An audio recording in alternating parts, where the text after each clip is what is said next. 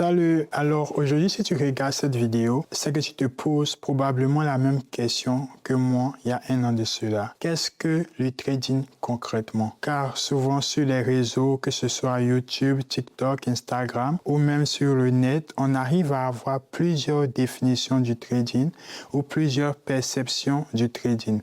Pour d'autres, le trading est tout simplement un ensemble d'algorithmes, des graphiques de prix ici et là qui vous permettent de gagner de l'argent. Pour d'autres, le trading est un moyen de se faire de l'argent facilement. Et pour certains d'entre vous, le trading est tout simplement une suite de mathématiques vraiment complexes. Donc aujourd'hui, nous allons vraiment démystifier tous ces mythes qui tournent autour du trading ou tous vos pensées plutôt rédhibitoires autour de ceci. Nous allons commencer le premier cours de la formation ou du programme On Top Trading. Alors aujourd'hui, nous allons parler du trading Forex. Nous allons définir c'est quoi le trading, présenter l'évolution historique du trading, parler du Forex et vous présenter les différents types de sessions. Donc, allons-y. Qu'est-ce qu'un trader? Un trader, c'est un commerçant. C'est une personne qui achète quand le prix est bas pour ensuite revendre quand le prix est haut ou l'inverse. Le trading signifie échange en anglais.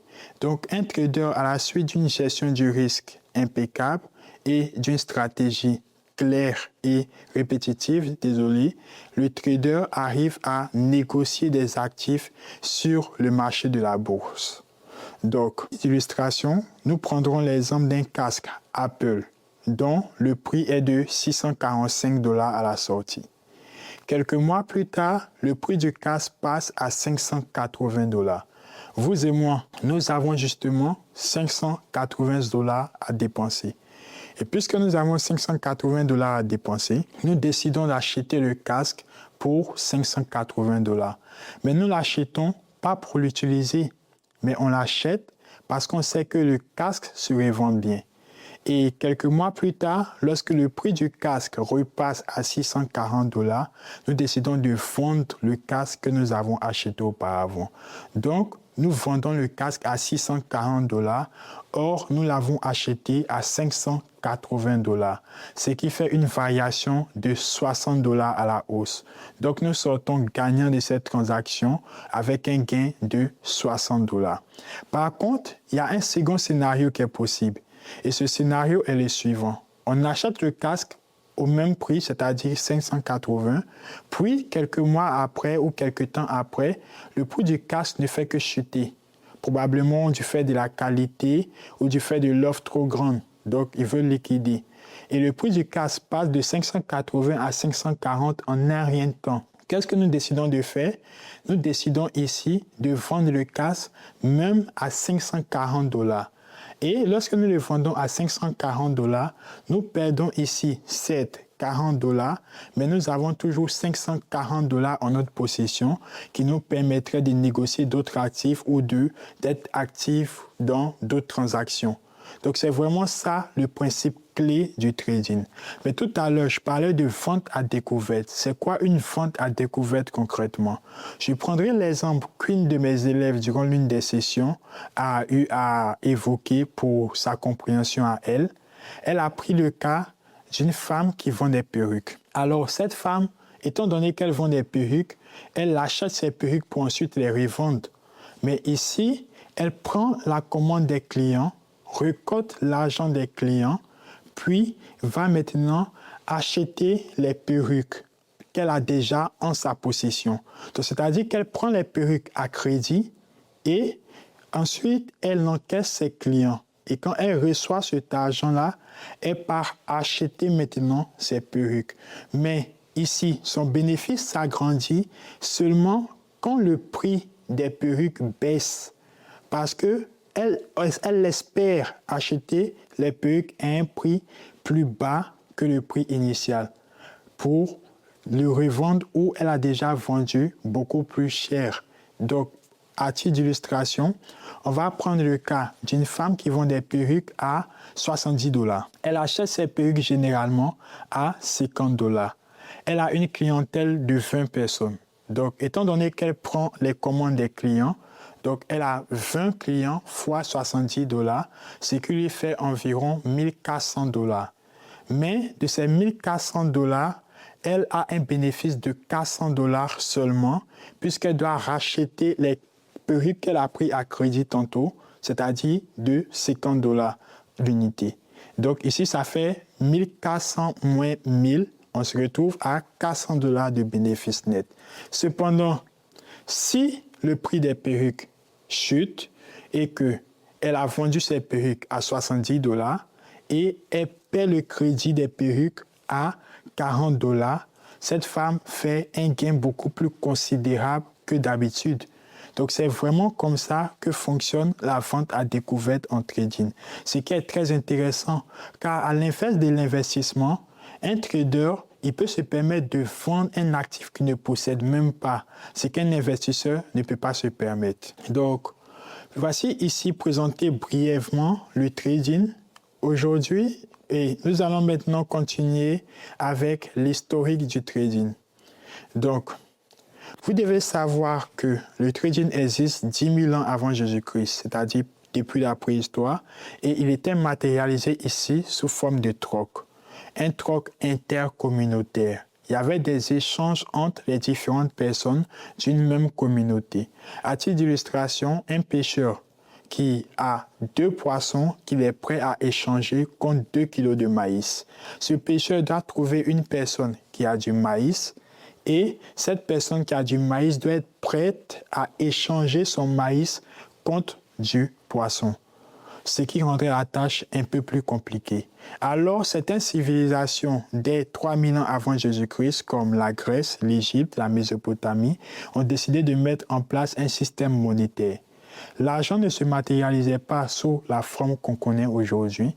Par contre, ils utilisaient les matières premières comme l'or, Cori en Afrique, et aussi l'argent, la pierre précieuse, le métal rare. Et c'est à partir de ça qu'ils faisaient les différentes transactions. Là, le commerce a pris une forme beaucoup plus évoluée et l'on a assisté à la naissance du commerce organisé. Mais c'est seulement à partir de 1000-1500 ans que ce commerce organisé-là est réellement devenu un métier. Car comment se comportaient ces commerçants? Ces commerçants, maintenant, qui avaient une sphère beaucoup plus large, pouvaient acheter à un prix beaucoup plus bas dans une région donnée ou une ville, un pays, pour ensuite revendre à un prix beaucoup plus élevé. Je prendrai l'exemple du dropshipping ou de l'e-commerce, où l'on achète des articles en Chine à des prix beaucoup plus bas pour ensuite les revendre à des prix beaucoup plus élevés. Donc, dès 1602, l'on assiste à la naissance des vraies bourses, avec la bourse d'Amsterdam qui a été créée pour financer la Compagnie des Indes orientales. Donc ici, le marché n'était plus seulement physique, mais il était aussi devenu électronique. Et cela a laissé place à un trading exclusivement réservé aux riches, aux institutions et aux banques. Car ici, l'on ne pouvait acheter que des titres qu'offraient ces entreprises. Et les titres, c'était vraiment à des sommes exorbitantes, à des millions, voire des milliards de dollars. Et la révolution informatique a tout bouleversé. Donc le trading est devenu beaucoup plus public, ouvert à tous, à partir de 1970, ou peut être plus précis, à partir de 2000. Donc à partir de 2000, l'on peut trader maintenant n'importe où, n'importe quand, mais pas n'importe comment. Donc seulement à partir de mon téléphone, là, je peux prendre un trade, puis me faire de l'argent pendant que je marche, pendant que je me balade, pendant que je regarde la télé et tout. Donc l'argent ici un cours en temps réel. L'on peut se faire de l'argent en temps réel et sans réellement fournir d'efforts après l'analyse et tout ce qui va avec. Comme le disent les investisseurs, ils achètent l'argent du présent pour le transférer dans le futur. Et c'est à peu près la même chose qui se produit sur les marchés. Donc, le trading est devenu beaucoup plus moderne, beaucoup plus algorithmique, beaucoup plus accessible à tous et beaucoup plus facile aussi également avec les indicateurs de nos jours et autres. Donc, la question maintenant qui vient à nous, ou la question qu'on devrait se poser maintenant, c'est quels sont les différents types de trading. Parce que c'est bien beau, on a présenté le trading, on a donné l'évolution historique du trading. Maintenant, comment trader? Comment les traders se comportent? Et nous allons répondre à cette question dans pas long. Donc, vous devez savoir qu'il y a 4 types de trading. Certains vous diront 3, mais moi, je vous dis 4 types. Donc, vous devez savoir que les différents types de trading ne dépendent pas de la stratégie, ne dépendent pas des analyses fondamentales, techniques, peu importe. Elles dépendent surtout du temps que vous avez à consacrer sur le marché. Et ça, c'est vraiment quelque chose de très personnel. Donc, il y a des personnes qui ont plus de temps à allouer au marché. Donc, ces personnes peuvent rester constamment là-dessus. Donc, ils peuvent opter pour un profil beaucoup plus scalping. Tandis que d'autres qui n'ont pas du tout le temps vont opter pour un profil beaucoup plus long terme. Donc ici, on parlera du court terme, du moyen terme, du long terme et comment ça fonctionne. Donc, vous devez savoir qu'il existe le scalping, qui est l'exécution selon le marché ou l'exécution d'un trade qui dure généralement entre plusieurs secondes et quelques minutes. Ici, la fréquence est très élevée et les nombres de trades sont vraiment rapides. C'est-à-dire que vous pouvez prendre 18 trades en quelques minutes, 17 trades en quelques minutes avec le profil du scalper. Tandis qu'un day trader ou un swing trader, lui, sa fréquence est moins élevée. Un day trader prendra peut-être 5 trades par jour, 3 trades ou même 2, 1. Et un swing trader en fera de même. Par contre, il y a les avantages et les inconvénients de ces différents types de profils. Pour parler brièvement de ces avantages, vous devez savoir que le day trader, lui, son avantage ici, c'est qu'il prend un trade qui fait plusieurs minutes ou heures, mais ça ne dépasse pas la journée. Donc, il ne fera pas face aux commissions, c'est-à-dire au swap du l'overnight. Parce que le broker se charge de maintenir votre position à partir d'une heure donnée.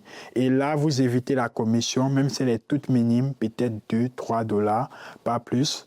Et en dehors de ça, vous devez savoir aussi qu'en tant que day trader, l'avantage que vous avez ici est que vous stressez moins. Le stress n'est pas permanent puisque vous prenez une position sur le long terme. Donc, vous pouvez mener différentes activités à côté pour éviter de trop y penser. Là où le scalper, lorsqu'il analyse, c'est vraiment court terme et il doit être très réactif.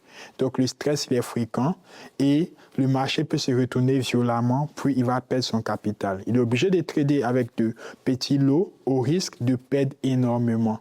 Tandis que le day trader, il peut prendre des lots raisonnables et gagner quand même des sommes consistantes. Vous devez également savoir que le day trader ou le swing trader, qui sa position commence à partir de 2 jours jusqu'à plusieurs semaines.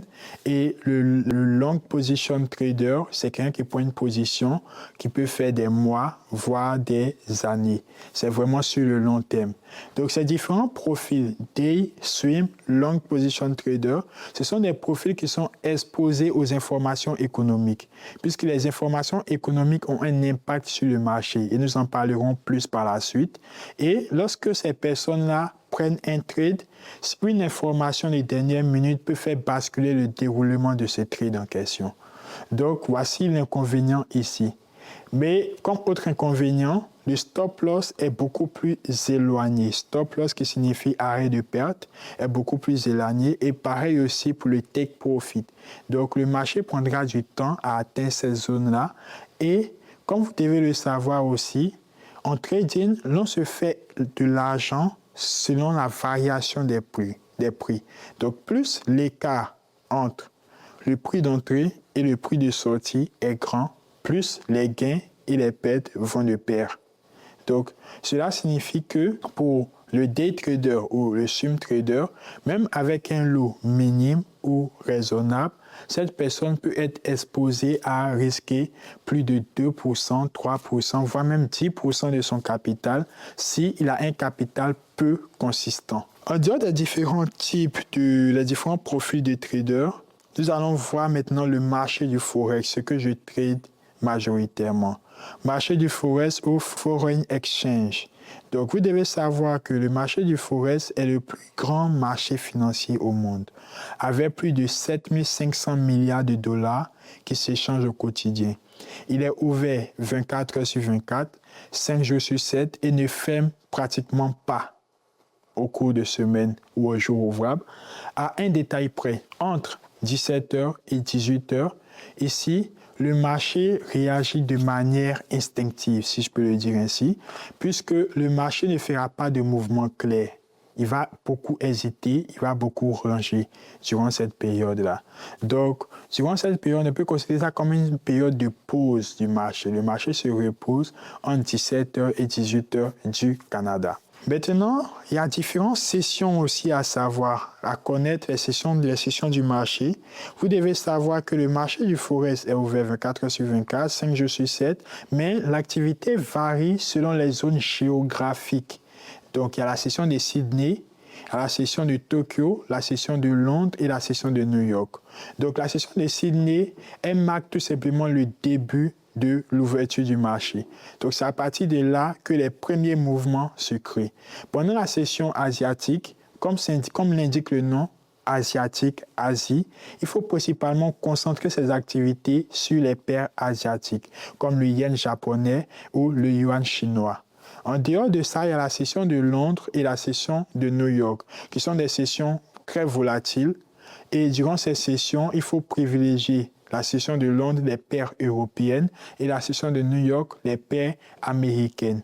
Toutefois, il existe des chevauchements, des heures de croisement entre les différentes sessions, à savoir la session de Sydney et la session asiatique, puis la session de New York et la session de Londres. Mais nous allons principalement nous intéresser à la session de New York et à la session de Londres. Mais une question revient. Le marché évolue différemment selon les zones géographiques. Mais comment se comporte-t-il? Durant la session asiatique, vous devez savoir que toute paire en dehors des paires asiatiques a tendance à ranger. Qu'est-ce que cela signifie? Le GBP/USD, par exemple, sera indécis. Donc, la structure sera peu claire. Concernant les structures, nous avons 3 structures du marché. Une structure haussière, baissière, puis une structure de consolidation. Donc là, la structure est peu claire. On ne sait pas où ira le marché. Le marché ira-t-il à la hausse, ira-t-il à la baisse? On ne sait pas. Par contre, durant la session de Londres, c'est là qu'il y a un premier breakout, c'est-à-dire une cassure. Donc là, le marché présente des signes de début des tendances claires. Et par la suite, il y a une continuité pendant la session de New York ou un retournement de tendance, dépendamment des différents indicateurs, des différents éléments que nous allons apprendre à la suite de cette formation. Donc, tout à l'heure, je parlais des différentes sessions. J'ai eu à vous présenter la session de Sydney, la session asiatique, européenne et américaine. Mais il est très important aussi de connaître les différentes heures, les intervalles de temps durant lesquels ces sessions-là se déroulent et quels sont leurs impacts. Donc, durant la session asiatique qui se déroule de 21h à 5h, la volatilité est très faible, sauf pour les paires asiatiques. Là, le marché a tendance à consolider, c'est-à-dire il n'arrive ni à prendre le haut, ni à prendre le bas du marché. Donc, si aucune structure claire, le marché va faire un truc comme ça, comme ça, comme ça, mais rien n'est clair. Par la suite, il y a la session européenne qui se déroule de 3h à 12h du Canada. Ici, le marché fera un premier signe de breakout, soit une cassure en haut, soit une cassure en bas. Et suite à ce signe-là, le marché aura une tendance beaucoup plus claire dans la mesure où il fera des pics toujours plus hauts, ou des pics bas toujours plus hauts, ou des pics hauts toujours plus hauts, selon la tendance si elle est haussière, ou des pics bas toujours plus bas et des pics hauts toujours plus bas si la tendance est baissière. Et durant la session de New York, le marché va tout simplement continuer dans le sens de la session de Londres ou tout simplement faire un retournement. Il est également possible de prévoir ces mouvements-là, d'anticiper le marché et c'est vraiment pour ça que nous sommes là, pour pouvoir connaître ces différents éléments qui vont nous permettre par la suite de mieux prévoir le comportement du marché. Donc, il y a le chevauchement entre la session de Londres et la session de New York. Donc, durant ce chevauchement, il y a un croisement entre les deux sessions qui se déroule généralement entre 8h et midi du Canada. Donc là, la volatilité a son paroxysme. C'est ici qu'il y a les meilleures opportunités, les informations économiques et aussi tout se fait durant ce moment-là. Durant la session de Londres qui est de 3h à midi du Canada, qui équivaut soit de 7h à 16h voire 17h en Europe, c'est là que les plus gros ordres sont donnés selon le marché, d'où le breakout. Parce que vous devez savoir que le trading c'est un tout. Chacun joue un rôle important sur le marché. Le marché de la bourse est tout simplement la représentation électronique des échanges entre l'offre et la demande, des acheteurs et des vendeurs. Le trading est une somme nulle. Ça veut tout simplement dire, pour que des personnes gagnent, il faut que d'autres en perdent. Donc, chacun a un rôle important à jouer. Et c'est pendant la session de Londres que les plus gros ordres sont lancés. Donc, c'est là que les institutions et les banques, les États décident de prendre leurs positions. Et ces positions-là impactent fortement le marché.